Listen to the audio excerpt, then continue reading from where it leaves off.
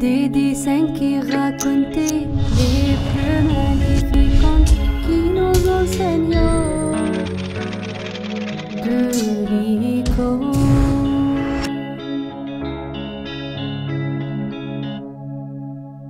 Notre icône pour aujourd'hui va nous parler du 4e dimanche du Carême, le dimanche de la Samaritaine.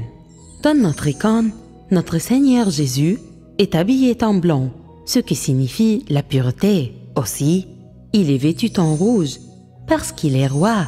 Il est auréolé de cercles lumineux avec une croix, car il est le Dieu de la sainteté.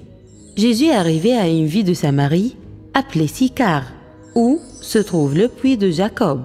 Il s'était assis au bord du puits, voyant aussi le soleil, car c'était la 6e heure, environ midi. Une femme qui avait un seau parle avec Jésus. C'était la femme samaritaine. Elle a l'habitude de venir seule à midi, car tous les gens du village l'ont mise à l'écart à cause de leurs péchés. À cette époque-là, les Juifs ne fréquentent pas les Samaritains, qu'ils considèrent comme des impurs. Ainsi, Jésus a parlé avec la Samaritaine, et par ce simple mot, elle sut qu'il est la source d'eau qui donne la vie éternelle. Elle était si heureuse de rencontrer Jésus, son Sauveur. Elle a trouvé en Jésus son eau vive.